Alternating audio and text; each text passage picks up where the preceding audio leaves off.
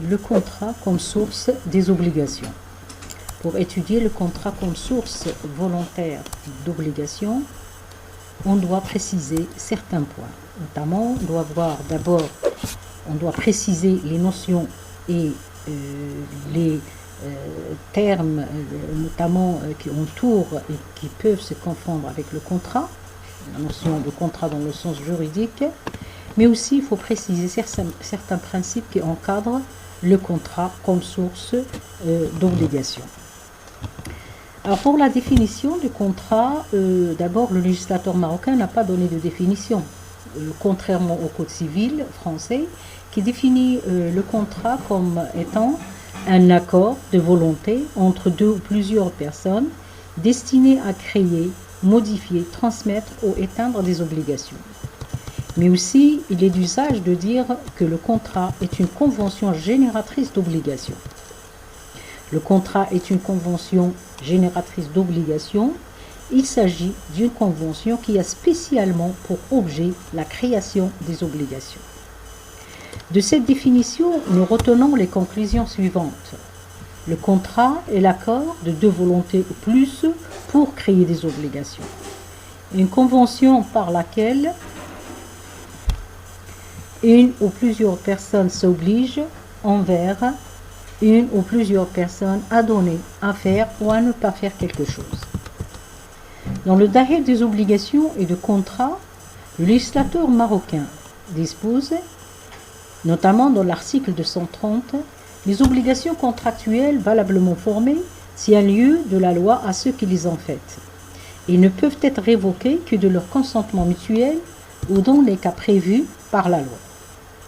Partant de ce texte, nous pouvons remarquer que le contrat comme source fondamentale d'obligation a des caractères qui lui sont propres et qui sont en lieu étroit avec le principe de l'autonomie de la volonté, notamment le principe de consensualisme, de la force obligatoire des contrats et celui de la liberté contractuelle.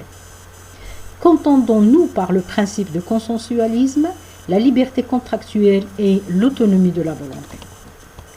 Alors pour ce qui est l'autonomie de la volonté, ce principe implique directement la liberté contractuelle. Selon ce principe, les individus sont libres de se mettre d'accord sur les contrats qu'ils souhaitent conclure, de choisir les personnes avec qui elles passent leur contrat.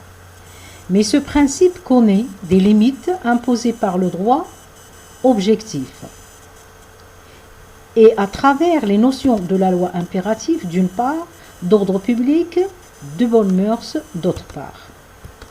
En effet, le législateur devient envahissant dans le domaine des contrats par la promulgation des nouvelles lois qui portent atteinte au principe de l'autonomie même des volontés. Il faut bien noter que le développement du contrat suit pas à pas le développement de l'activité économique, mais aussi de l'activité sociale, politique et autres, ce qui enrichit et multiplie les contrats, comme on va voir par la suite. Nous remarquons de nos jours de multiples types de contrats ayant chacun sa législation spéciale, notamment pour répondre à certaines exigences dans la société, exigences dans le cadre politique, dans le cadre économique et autres. D'autre part, aussi, les entreprises commerciales et industrielles passent entre elles des accords multiformes portant sur le crédit, la production et la distribution. Le contrat est ainsi devenu l'instrument essentiel de la vie économique. C'est pour cela qu'ils sont souvent réglementés, soit dans un but de protection des intérêts privés, notamment comme le contrat de bail ou le contrat de travail, soit afin d'assurer leur conformité avec l'action de l'État dans le domaine économique et social. C'est ce que nous trouvons notamment dans les règles relatives au contrat de crédit. Soit enfin pour assurer le maintien d'une libre concurrence.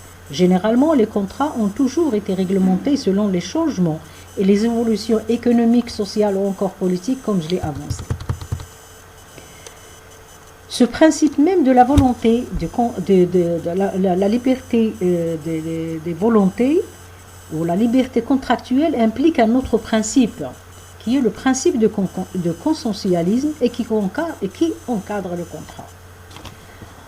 Alors, en vertu de ce principe, le contrat se forme par le seul consentement des parties pour répondre justement à cette liberté, pour répondre aux besoins économiques, commerciaux et autres, et pour répondre aussi à certaines activités qui exigent la rapidité, notamment comme l'activité commerciale. Donc, pour valider un contrat, nous aurons besoin que de seul consentement des parties, c'est-à-dire l'échange des accords, sans nécessité même de forme spéciale, sans exiger des conditions relatives à l'écrit par exemple, ou encore à la prononciation de certaines formules rituelles ou présence d'un officier public ou ministériel, et sans nécessité d'une exécution au moins partielle des contrats.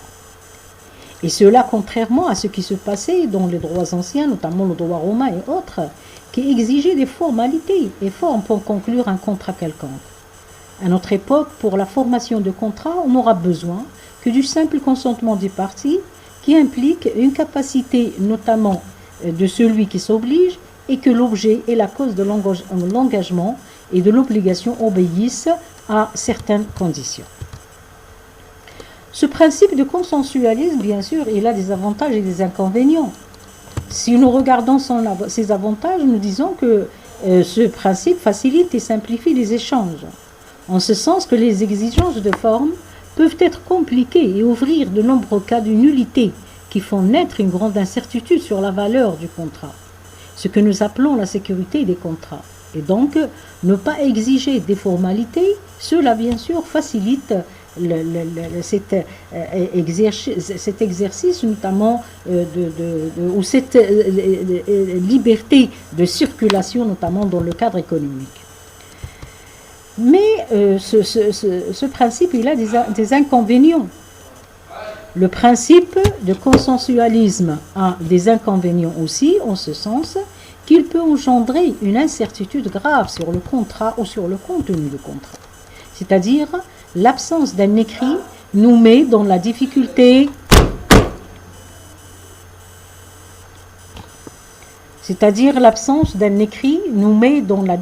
de préciser le contenu du contrat. Exemple, le contrat de travail. Ce qui nécessite la plupart du temps que soit dressé un écrit. Mais en général, cet acte écrit, c'est-à-dire cette exigence de l'écrit, n'aura son intérêt que comme un moyen de preuve et pas une condition de validité du contrat. C'est pourquoi nous assistons à des interventions de législateurs qui exigent un écrit lorsque les engagements des parties excèdent un certain montant. Ainsi, nous lisons dans l'article 443 du Code des obligations de contrat marocain, les conventions et autres faits juridiques ayant pour but de créer, de transférer, de modifier ou d'éteindre des obligations ou des droits et excédant la somme ou la valeur de 10 000 dirhams ne peuvent être prouvés par témoin. Il doit en être passé acte authentique ou sous seing privé, éventuellement établi sous forme électronique ou transmis par voie électronique. Des fois, le législateur exige l'écrit, même si le montant de l'obligation est inférieur à cette somme. Dans des cas très précis aussi, comme la vente immobilière et la vente du fonds de commerce ou encore certains contrats de société. Des fois, le législateur exige même la forme authentique, ce qui est du cas de tout acte soumis à la publicité foncière, c'est-à-dire que l'acte soit passé devant notamment un officier ou devant une instance à qui on reconnaît cette compétence. Dans des cas très précis aussi, l'écrit va devenir une condition même de validité du contrat, ce que nous allons voir bien sûr dans les classifications de contrats.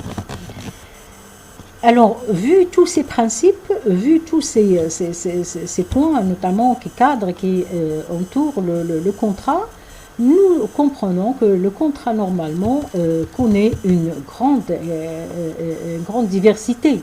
C'est-à-dire nous avons plusieurs champs des contrats et c'est tout à fait normal. Dans la vie, on ne fait que passer des contrats. Mais ces contrats, bien sûr, peuvent être classés et cette classification est là son intérêt, notamment en ce qui concerne surtout l'application de certaines règles spécifiques à certains contrats. Alors, classification de contrats. La liberté contractuelle reconnue aux contractants aboutit à une diversité et richesse de la vie contractuelle. Cette diversité de types de contrats qui est sans cesse. Mais malgré cette diversité, les contrats gardent des points communs et l'appartenance à tel groupe entraîne l'application d'un certain nombre de règles communes. Alors, cette classification, ça peut être selon, est-ce que le contrat a été réglementé d'une manière précise par le législateur, notamment dans le Dahir des obligations de contrat, ou pas. Une autre classification qui est fondée notamment sur la liberté même des parties, dont la négociation des contrats.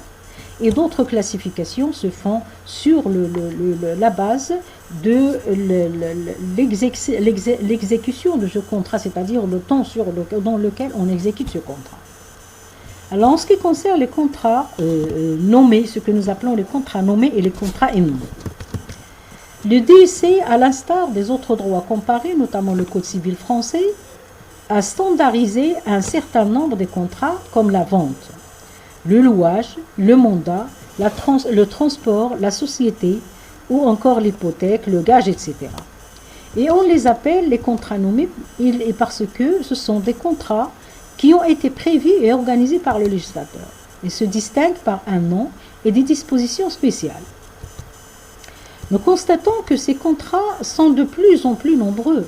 Le Dahir des obligations, comme le Code civil français, mentionnait la vente, l'échange, le louage, le contrat d'ouvrage, le contrat de louage de service, de société, le mandat. Et depuis lors, d'autres contrats sont apparus, tels le contrat d'assurance, de vente d'immeubles à construire. Mais ce qui est intéressant à savoir, c'est que ces contrats sont souvent réglementés de manière impérative, comme le contrat de travail, le contrat de bail, le contrat d'assurance, la vente d'immeubles à construire, etc. Et même le contrat sous l'influence de la protection des consommateurs. Cela va bien sûr engendrer un développement important des contrats spéciaux qui n'a pas manqué d'entrer ou d'entraîner plutôt une transformation considérable dans la théorie même des contrats. À côté des contrats nommés, il peut y avoir d'autres types de contrats que la vie économique et sociale a conçus, mais que le législateur n'a pas réglementés. Ils ont été laissés à la volonté des contractants et aux dispositions du droit commun. Exemple, le contrat de franchise, par exemple. L'intérêt de la distinction. Pourquoi on distingue entre contrat nommé et contrat innommé? Cet intérêt se manifeste au niveau de la règle applicable. Ainsi, pour les contrats nommés, on se réfère aux règles supplétives ou impératives édictées par la loi. Pour les contrats nommés, on se réfère aux règles supplétives ou impératives édictées par la loi, mais il reste que le juge n'est pas obligé de se tenir à la qualification, notamment donnée par les parties. Il a la compétence de rectifier et de requalifier le contrat pour appliquer au dit contrat les règles de droit que éventuellement les parties veulent écarter. Pour les contrats innommés, on se réfère aux règles que les contractants ont adoptées dans le contrat. Dans le contrat, et le cas échéant, le juge doit qualifier le contrat pour trouver la règle applicable. La tâche n'est pas toujours facile, notamment lorsque le contrat litigieux se ramène à un contrat nommé. Le contrat d'entretien d'ascenseur, par exemple, qui peut être qualifié comme un contrat de louage, par exemple, de louage d'ouvrage, ou encore lorsqu'on est en présence d'un contrat mixte, intermédiaire entre deux contrats nommés, par exemple le contrat de vente et contrat de dépôt, et louage, contrat de parking. Enfin, il peut arriver que le contrat ne se ramène à aucun autre contrat connu. On dira alors qu'il s'agit d'un contrat sui generis, auquel le juge appliquera la règle qui lui paraît la mieux adaptée. Je donne un exemple ici, le contrat entre médecin et patient, ce que nous appelons le contrat médical, ou le contrat entre un avocat et son client. À ce stade de distinction, nous trouvons le contrat civil et le contrat commercial aussi.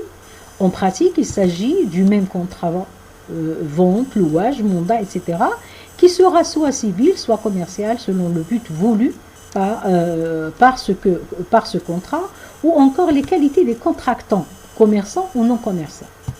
Souvent, les règles appliquées sont les mêmes dans les deux cas, mais le législateur sur les baux commerciaux est différent de celle, mais la législation, pardonnez-moi, sur les baux commerciaux est différente de celle sur les baux civils.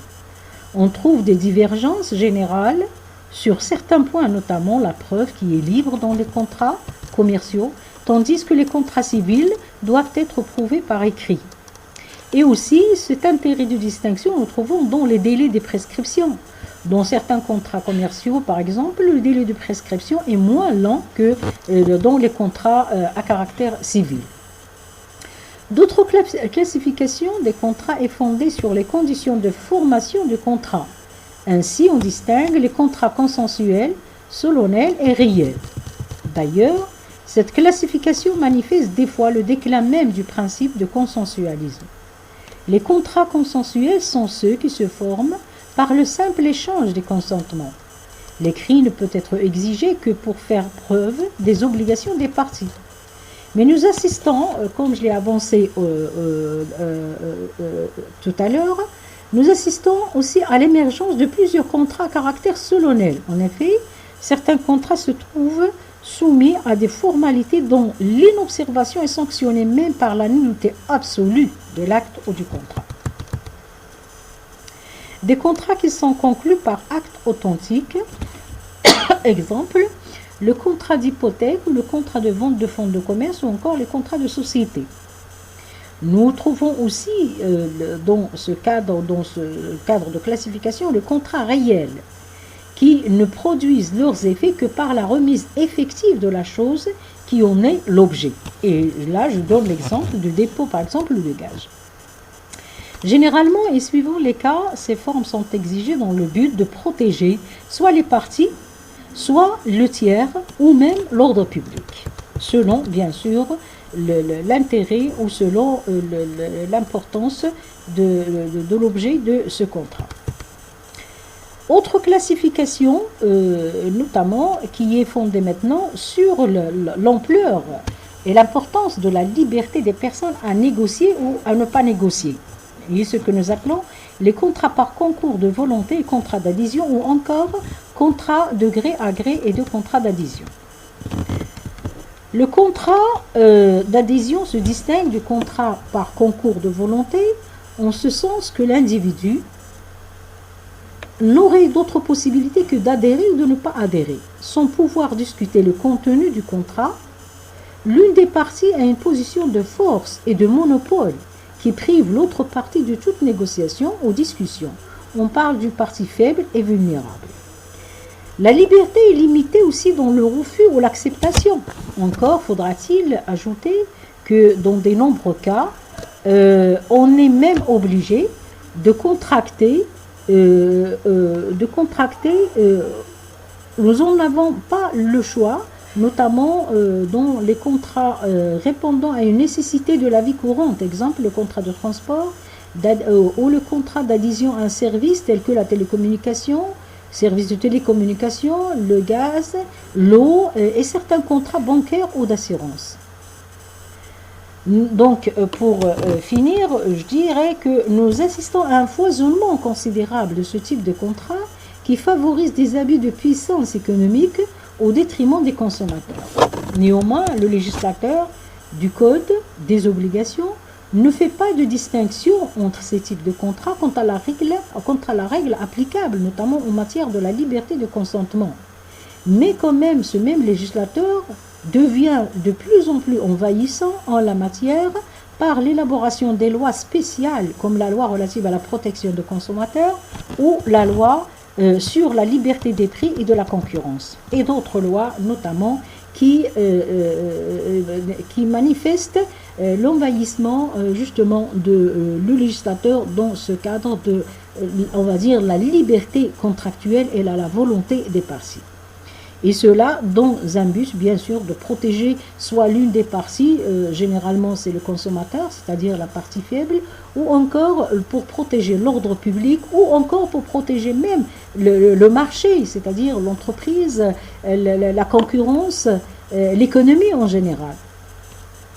En revanche, dans le contrat de concours de volonté, contrairement au contrat de gré à gré, le contrat de concours de volonté, contrairement au contrat dans lequel la partie n'a pas une grande chance de négocier et de choisir, ou d'accepter ou de ne pas accepter, dans le cadre de contrat de concours de volonté, le contenu du contrat et les clauses font l'objet d'une libre négociation et discussion entre les parties.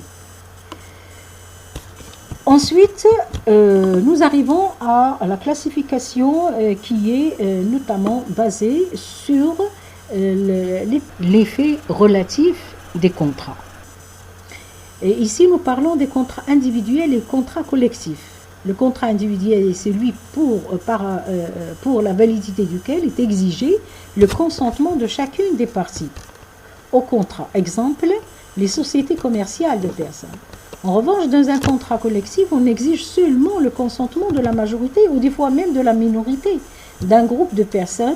La minorité, les autres parties de contrat ou les autres intéressés justement par les contrats se trouvent ainsi obligés par les dispositions d'un contrat auquel elles n'ont ni souscrit ni consenti, mais des fois, notamment, je donne ici le contrat d'assurance collectif.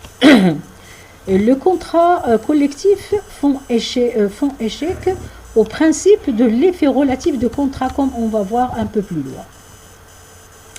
Le contrat synallagmatique et contrat unilatéral. Alors, dans ce type de distinction, nous disons que le contrat synallagmatique est un contrat qui fait naître des obligations réciproques à la charge des deux parties. Exemple, le louage ou la vente, le contrat de vente par exemple. En revanche, dans le contrat unilatéral,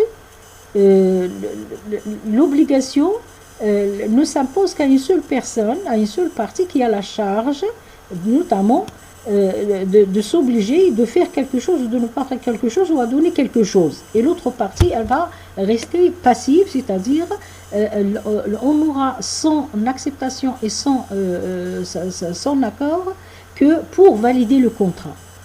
Mais ici, à ne pas confondre l'acte juridique unilatéral avec le contrat unilatéral. L'acte juridique unilatéral, comme j'ai expliqué dans la séance passée, il s'agit d'un acte d'une obligation qui émane d'une seule volonté, une seule partie qui va s'obliger. Et ici, on a besoin de la volonté d'une seule partie. Mais dans le contrat unilatéral, nous avons, pour valider l'acte ou le contrat, nous avons besoin de la volonté des deux parties, mais il y a une seule partie qui va s'obliger, une seule partie qui va se trouver dans l'obligation, notamment de faire, de ne pas faire ou de donner quelque chose à l'autre partie. L'autre partie, elle est passive, elle ne fait que recevoir. Alors ce dernier, notamment le contrat unilatéral, je disais qu'il se caractérise par l'existence de l'accord de deux ou plusieurs volontés, mais seule l'une des parties subit des obligations. Le contrat à titre gratuit, le contrat à titre onéreux. Alors cette classification aussi, elle se fonde, ou plutôt elle se base sur l'obligation de chacune des parties. Est-ce qu'elle va être d'une manière active ou plutôt passive? Un contrat est à titre gratuit en tout ou en partie lorsque l'une des parties décide de procurer un avantage à l'autre sans rien recevoir en contrepartie. On en reçoit une contrepartie qui ne soit pas équivalente. Exemple, la donation, le contrat de donation. Contrat commutatif et contrat aléatoire. Alors, dans ce type de contrat, nous disons que le contrat commutatif est celui qui, dès sa conclusion, permet de mesurer la contrepartie qui revient à chacune des parties. Exemple, la vente. Mais dans le contrat aléatoire, la contrepartie éventuelle qui revient à une partie dépend d'un événement incertain, d'un aléa. Il ne peut donc être connu au moment de la conclusion de contrat. Parfois, la LIA porte même sur l'existence de la contre-prestation. Et là, je donne l'exemple du contrat d'assurance ou encore les contrats des jeux, du pari ou du hasard. L'intérêt de la distinction se manifeste dans la lésion qui n'a pas, dans ce cadre-là, qui n'a pas une cause de nullité dans les contrats aléatoires, parce qu'il serait aberrant d'annuler un contrat pour un déséquilibre voulu dès le départ et sur lequel même on s'est notamment engagé. Le contrat à exécution instantanée, contrat à exécution excessive, et donc là c'est la question du temps dans l'exécution de contrat. Le contrat à exécution instantanée sont ceux dont l'exécution se réalise en un moment unique. Exemple, vente au comptant. Les contrats à exécution successive sont ceux qui donnent lieu à des obligations durables. L'exemple, contrat de travail. L'intérêt de la distinction se manifeste notamment en cas de nullité ou de résolution, alors que le principe est l'anéantissement rétroactif du contrat annulé ou résolu. Cette rétroactivité est écartée en général dans les contrats successifs sur l'exécution desquels il est impossible de revenir sur cette différence, notamment se manifeste même dans la terminologie, et l'on parle non de résolution mais de résiliation de contrat. Par ailleurs, certaines règles sont propres aux contrats successifs.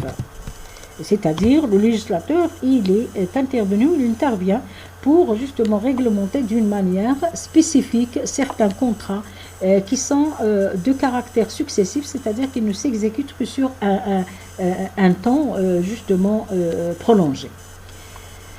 Alors par cela, je termine les classifications de contrats. Il nous reste à voir dans une autre section ou dans une autre séquence les conditions de validité du contrat. Parce que nous avons dit la dernière fois qu'un acte juridique en général, notamment le contrat, ne peut engendrer ses effets que lorsqu'il répond à certaines conditions.